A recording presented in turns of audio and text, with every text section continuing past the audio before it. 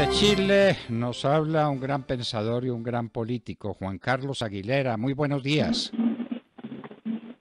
¿Qué tal, Fernando? Muy buenos días, muy amable. Te agradezco muchísimo el que pueda darme cobertura para dar una visión más equilibrada de lo que ocurre en Chile. No obstante que los medios de comunicación, como ya sabemos, tienen una cierta visión sesgada de lo que ocurre y en este sentido tener la oportunidad de conversar con sus auditores y usted mismo para dar la otra cara de la visión de lo que ocurre en nuestro país.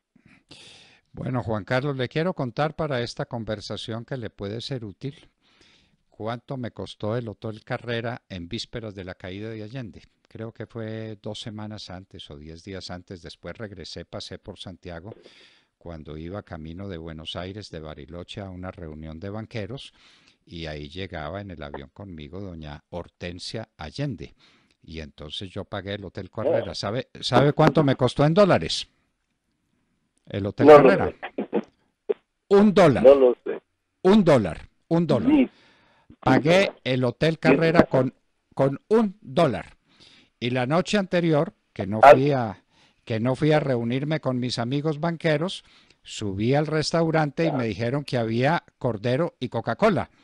Y dije, bueno, pero pues es que no me gusta el menú de a qué restaurante puedo ir. No, pues aquí hay unos restaurantes vecinos, pero de pronto no tienen Coca-Cola o no tienen cordero. Es allá a donde queremos volver, Juan Carlos. ¿Eso es lo que quieren? Hay nostalgia de la época de Allende y la gente quiere volver a vivir la época de Allende. ¿Qué pasa en Chile, Juan Carlos Aguilera? Adelante, explíquenos. Fernando, a ver, a mí me parece que hay una tendencia humana a la nostalgia a veces de idealizar algunas realidades o no realidades utópicas que ha vivido el país, que efectivamente hay un sector del país, eso hay que reconocerlo, que representa básicamente el Partido Comunista, que tiene un carácter estalinista en Chile.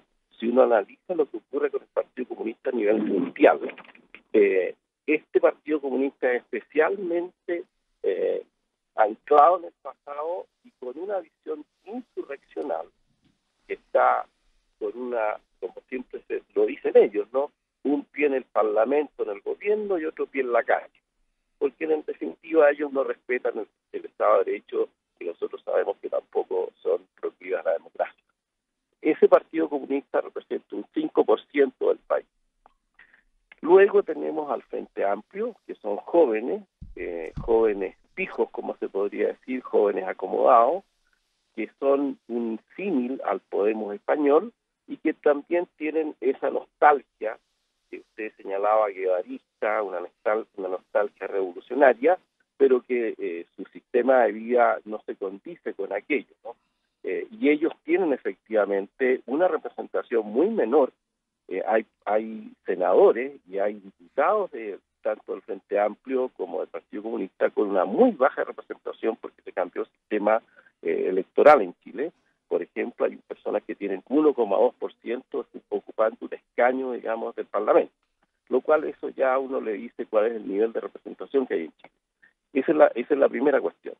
De manera que tenemos efectivamente un grupo de chilenos minoritarios, pero que tienen un alto poder desde el punto de vista incluso de los medios de comunicación, de penetrar en la mentalidad chilena y querer ese volver al pasado. La mayoría de los chilenos, sin embargo, han gozado durante los últimos 40 años, a partir de la década del 80 concretamente, de una apertura del país, con un cambio de constitución que tiene, ese cambio de constitución en el año 80 tiene una raíz fundamentalmente antropológica, un respeto por la persona humana, un respeto por la libertad religiosa, un respeto por la libertad de educación, un respeto por la libertad de emprender y el derecho a y de la propiedad privada.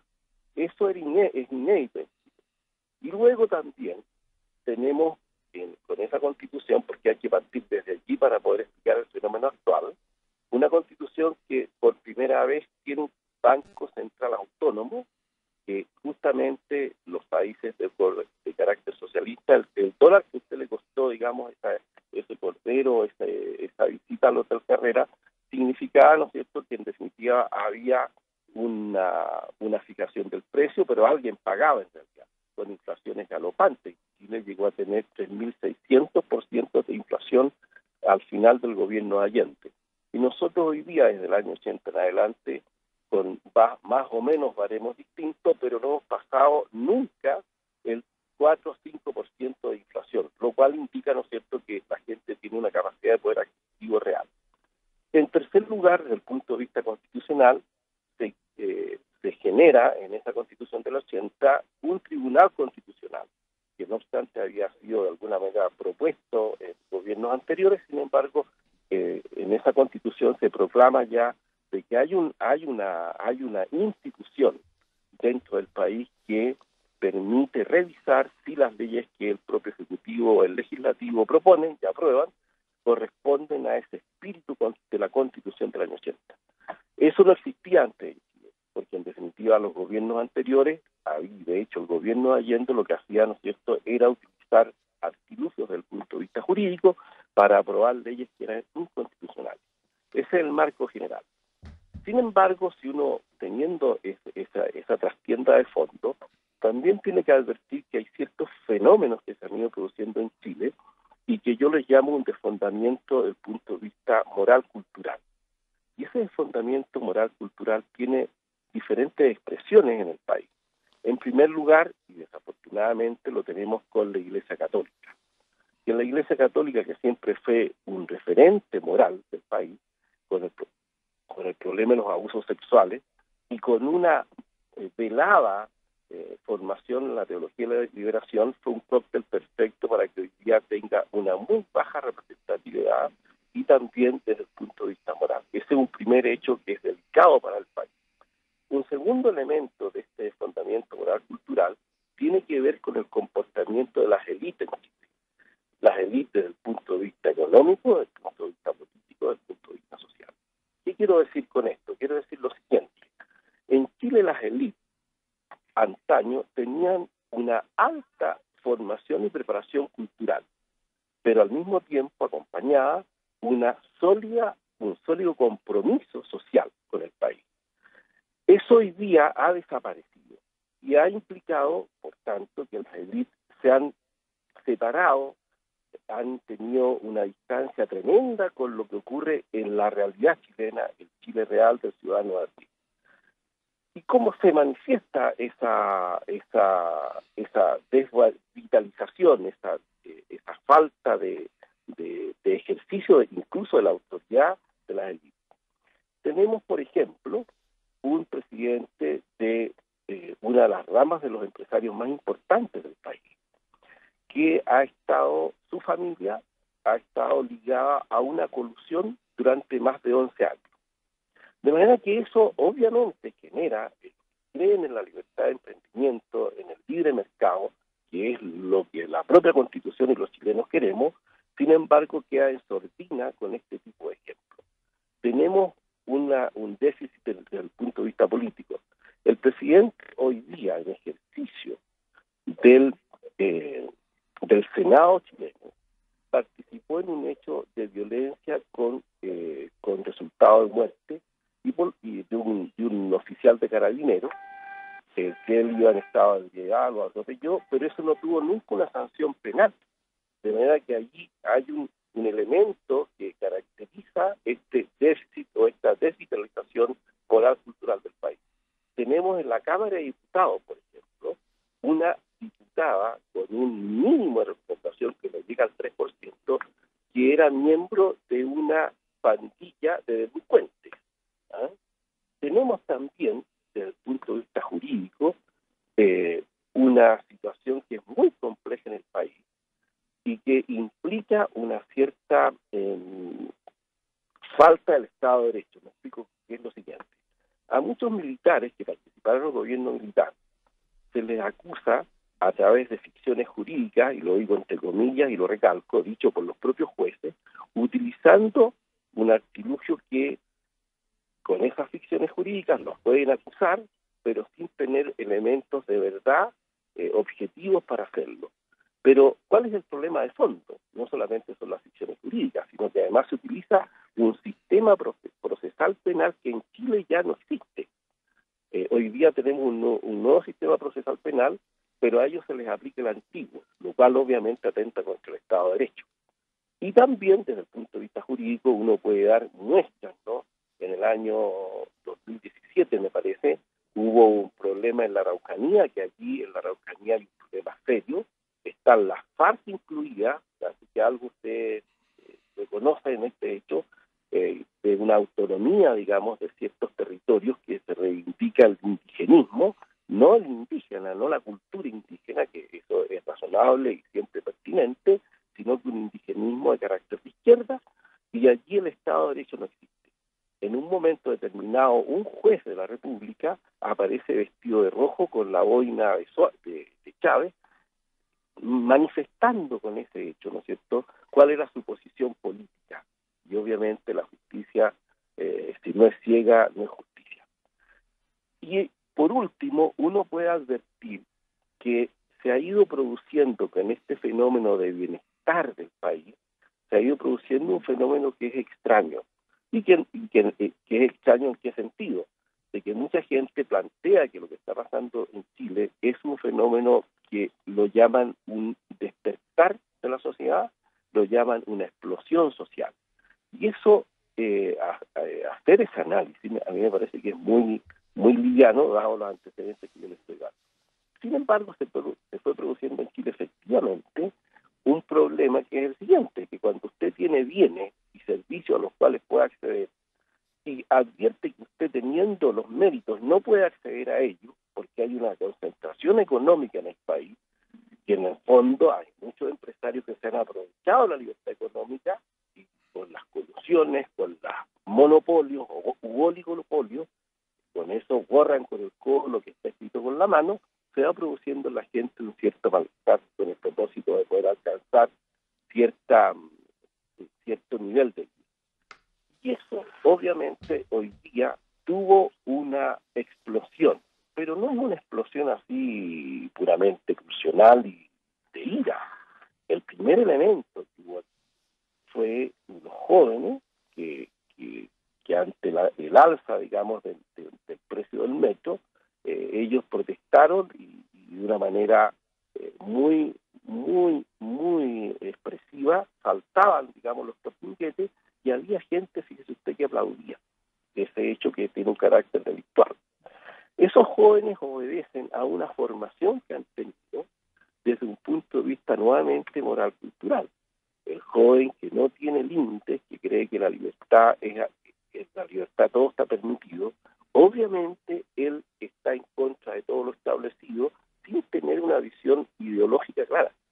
Esos son jóvenes secundarios, que incluso han provocado incendios dentro de los colegios más emblemáticos de Chile, que es el Instituto Nacional, lo han quemado prácticamente de manera vandálica. Pero las autoridades no han tenido la fortaleza, ni la firmeza, ni la autoridad para poder aquello terminar. Es el primer elemento. Con eso se genera este movimiento en Chile que dura ya prácticamente 2 semanas y nos tiene en vilo desde el punto de vista del Estado de Derecho. Hay otros elementos, hay otros tipos de personas que son básicamente terroristas, que ya está prácticamente hoy día acreditado, los sabotajes al metro, a 2 estaciones del metro, en forma casi simultánea, en que se ha descubierto, incluso el expresidente Lagos, ¿no es cierto?, ha declarado a un diario extranjero de España que se han encontrado elementos químicos que no son los ordinarios, sino que aceleradores químicos, bombas de ruido, etcétera, que obedecen a una preparación de carácter más bien militar y utilizado por los civiles con el propósito de poder amedrentar y poner en tela de juicio, digamos, el orden del país. Hay un tercer tipo de personas que son los anarquistas antisistémicos. Ese es otro elemento también que está presente en este fenómeno y que esos anarquistas antisistémicos, sin embargo, tienen un propósito, ¿no es cierto?, que es el desorden, pero no necesariamente a través del sabotaje que están usando o utilizan los terroristas, sino que el desorden social. También hay otro elemento u otro grupo de personas que son de alguna manera los representantes de estos jóvenes que algunos pensadores han llamado al nihilismo banal. Es decir, yo puedo estar en contra de todo, a diferencia de un artista que tiene una finalidad, ¿no es cierto?, ideológica política. El nihilismo anal, al final, se trata de la violencia por la violencia, pero sin ninguna finalidad. Ese tipo de jóvenes corresponden al lumpen de Chile, y que uno encuentra en ellos corazones rotos, corazones destruidos, que advierten que no tienen ningún tipo de posibilidad de mejora. Y ahí hay un problema que está fundado básicamente en la carencia en nuestro país de, como digo, asentamiento moral cultural, que comienza con la ley de divorcio. Y esa ley de divorcio evidentemente tiene efecto en la formación de los jóvenes, que hoy día lo estamos pagando caro. Sin embargo, hay que también admitir que esa ley de divorcio fue promovida por un partido demócrata cristiano chileno que tiene una cierta tendencia de centro izquierda, y que de algún modo no se condice en su accionar político con el nombre que lleva como demócrata cristiano. De manera que se va generando hay una serie de elementos que se van concausando a este fenómeno que está experimentando el país, y tenemos además el hecho cierto que el Partido Comunista lo que quiere efectivamente es esa nostalgia a la cual se nos han pasado, esa como visión, ¿no es cierto?, que está en el marxismo, de querer alcanzar el paraíso terrenal. Eso obviamente implica que con este desfondamiento también de la Iglesia Católica no tenemos, por así decir, elementos que desde el punto de vista espiritual que puedan este fenómeno apagar. Y finalmente hay un problema de autoridad y de potestad política. La autoridad, ¿no es cierto?, con este tipo de personas que hemos ido generando un sistema desde irracionalista a un sistema hoy día casi emotivista, en que la pasión, las pulsiones, las pasiones, la ira son lo que conduce la conducta y no la inteligencia ni la voluntad. Entonces, la autoridad, temerosa de poder acudir a los elementos jurídicos que le permiten mantener el orden público, no lo hace. Y eso va generando en la población chilena un estupor tremendo, porque puede provocar efectivamente que haya sectores del país que pretendan aplicar la justicia por su mano. Esa es la situación que existe hoy día. Y luego, esa tendencia del Partido Comunista, ¿no es cierto?, y el Frente Amplio, con un pie en el Parlamento y otro en la calle, alcanzar finalmente el intentar imponer una nueva, digamos, constitución política a través de una asamblea constituyente, que es lo mismo que hizo Maduro, ¿no es cierto?, a través de cabildos populares que nadie sabe quién los organiza y qué sentido tienen, y en definitiva instaurar, ¿no es cierto?, esa constitución bolivariana, dicho por el propio Maduro, porque Maduro ha estado de alguna manera alentando este fenómeno. Uno lo puede advertir en redes sociales, no es algo nuevo, y que Diosdado Cabello, que es su lugarteniente, ¿no es cierto?, ha dicho que ya vienen los aires bolivarianos y una tormenta bolivariana en el país.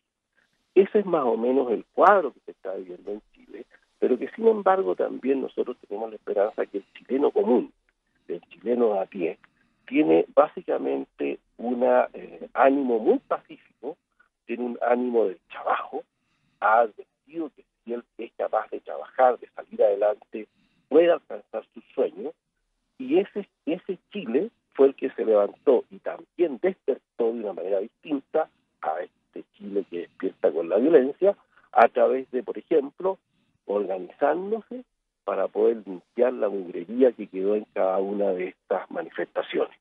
Y que al día siguiente, efectivamente, mucha gente se organizó, especialmente jóvenes, para poder limpiar y restablecer al menos la estética del país, que hoy día está arruinada. Y hay un último elemento que se me quedó a mí en el tintero, cuando uno advierte que hay en la Plaza Italia, en diferentes zonas del país, estas concentraciones tremendas de 700.000 habitantes, no 1.000.000, porque 700.000 ya está acreditado, que son personas comunes y corrientes, que muchos de ellos lo hacen de una manera casi efectiva, sin comprender que efectivamente efectivamente hay lugares en diversas zonas del país, en las zonas más deprimidas, en que no hay supermercados hoy día. El tema de la locomoción colectiva se puso como en entredicho, y por lo tanto esos chilenos están sufriendo de una manera tremenda, y hay otros que están festivando de una manera casi adolescente, de cuál es la posibilidad que tienen de expresarse en un país que está hoy día, sigue siendo libre, pero que está, como les señalo, en una situación muy compleja por esta irresponsabilidad básicamente de las élites. Bueno, Juan Carlos, esta es la otra visión de Chile. Nosotros seguimos inmensamente preocupados por esa nostalgia hacia el pasado. Los chilenos que no vivieron, estos jóvenes nunca vivieron el régimen de Allende. Nunca vieron las colas de la gente comprando cualquier cosa que les vendieran porque cualquier cosa necesitaban. Nunca vieron las pandillas de matones recorriendo las calles de Santiago de Chile con un garrote en la mano para darle a todo el que llevara una corbata. Nunca supieron lo que fue la destrucción del campo, la destrucción de la empresa. Yo recuerdo muy bien cuando en el gobierno de Allende resolvieron el problema de la productividad textilera, no sé si lo recuerdas, Juan Carlos, que era la cosa muy sencilla, porque eso se medía en metros y entonces lo más fácil era hacer metros de 80 centímetros.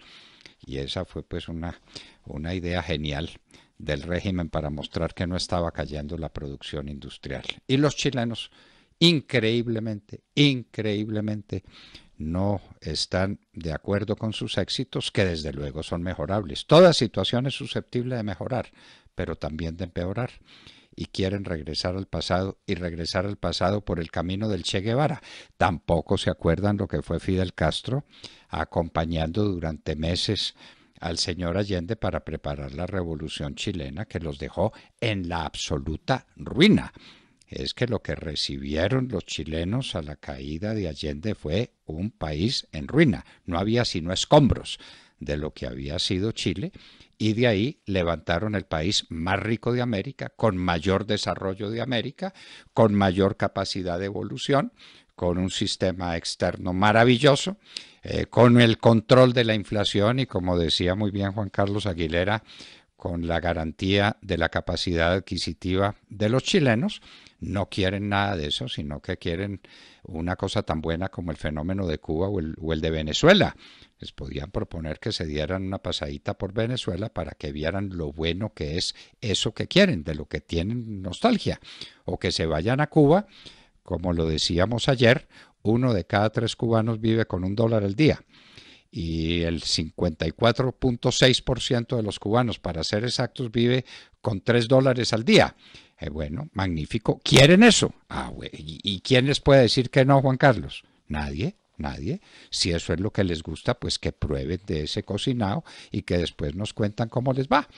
Y entonces hay que destruir el metro de Santiago, uno de los metros más imponentes de América, que es una obra de todos los chilenos. Hay que destruirla, y esa es una manifestación del nuevo despertar de Chile. Despierte Chile y devuélvase para la época de Allende. ¿Qué le hacemos? Juan Carlos Aguilera, pues qué maravilla esta exposición. Quedamos encantados con ella. Un abrazo muy estrecho y espero que sigamos conversando, Juan Carlos. No, se cayó la llamada, preciso para despedirse, se cayó la llamada. Bueno, entonces despídame de Juan Carlos a través del teléfono cuando se recupere, que estamos muy agradecidos con él y que hablaremos otra vez muy pronto. Los chilenos quieren volver a la época de Allende. No hay nadie que se los impida. Parece que muchos colombianos quieren vivir como en Venezuela. No hay nada que se los impida. Otros quieren vivir como en Cuba. Magnífico, a vivir como en Cuba. Bueno, pero pues cada uno es dueño de su destino y cada uno se expresa como le parece. Juan Carlos Aguilera, doctor en Filosofía y Letras y ex jefe de la campaña de José Antonio Kast, uno de los grandes de la política chilena del momento, estaba con nosotros en La Hora de la Verdad.